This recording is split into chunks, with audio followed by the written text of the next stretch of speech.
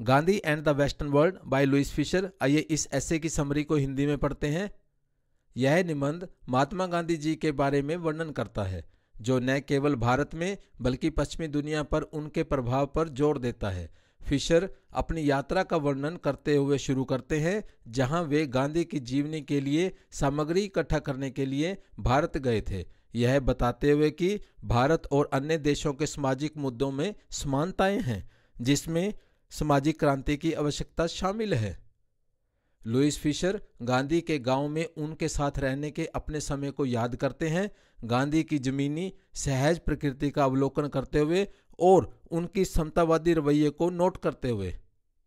उन्होंने गांधी की सभी धर्मों के साथ मिलकर रहने की बात को बताया, जिसे यीशु मसीह के प्रति उनकी प्रशंसा और उनके इस कथन में देखा गया कि वह एक हिंदू, मुस्लिम, ईसाई और यहूदी है। यह विश्वास गांधी की गहरी सहिष्णुता और सभी धर्मों के प्रति प्यार को दर्शाता है। लेखक गांधी के साथ यात्रा करने, उनकी लोकप्रियता और उनके विनम्र हास्यपूर्ण स्वभाव के गवाह होने का वर्णन करते हैं। भले ही वह पूजनीय थे, गांधी ने लोगों द्वारा उनकी जीवन शैली को स्वीकार करने की बजाय केवल उनकी प्रशंसा का अफसोस किया। वे चाहते थे उनकी जीवन शैली अपनाई जानी चाहिए। लुईस फिशर गांधी के प्रति अपने निजी स्नेह को व्यक्त करते हैं, जिनसे वे उनके साथ रहने के दौरान प्रेम करने लगे थे। फिशर 1948 में गांधी की हत्या के बाद दुनिया भर से प्रतिक्रियाओं को छूते हैं, अंतर्राष्ट्रीय हस्तियों द्वारा दी गई श्रद्धांजलि पर जोर देते हैं, जिन्होंने न केवल उनकी राजनीतिक उपलब्धियों की प्रशंसा की थी, बल्कि उनके आध्यात्मिक और नैतिक गुणों की भी। इस निबंध से गांधी जी की विचारधारा का भी पता चलता है, जो आधुनिक मुद्दों पर प्रासंगिकता को रेखांकित करती है। लुईस फिशर व्यक्ति पर गांधी के ध्यान को महत्व देते हैं और मानसिक स्वास्थ्य की वकालत करते हैं, और लोगों को संपूर्ण जनता के बजाय व्यक्तियों के रूप में देखने के उनके दृष्टिकोण को समझाते हैं। गांधी की नेतृत्व शैली गर्मजोशी और सत्य पर आधारित थी, जिसमें भौतिक शक्ति का अभाव था। फिशर गांधी के विकास की चर्चा करते हैं, जो एक सामान्य छात्र और वकील से एक समय बनाए गए नेता बने, जोर देते हुए कि उन्होंने सामान्य लोगों में विश्वास किया और उनकी निडरता की सोच थी।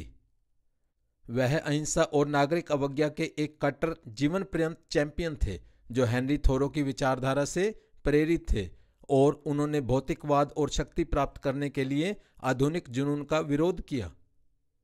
लेखक गांधी के पश्चिमी दुनिया के विचारों को भी बताते हैं, यह नोट करते हुए कि गांधी का मानना था कि पश्चिमी देश जानते थे कि सच क्या है, लेकिन वे भौतिकवादी दास्ता से बाधित थे।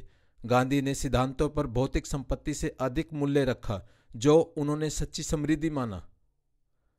फिशर भारत की स्वतंत्रता में गांधी की भूमिका पर समापन करते हैं, जोर देते हुए कि गांधी के लिए भारतीयों को स्वतंत्र व्यक्तियों के रूप में विकसित करना राजनीतिक स्वतंत्रता से अधिक महत्वपूर्ण था।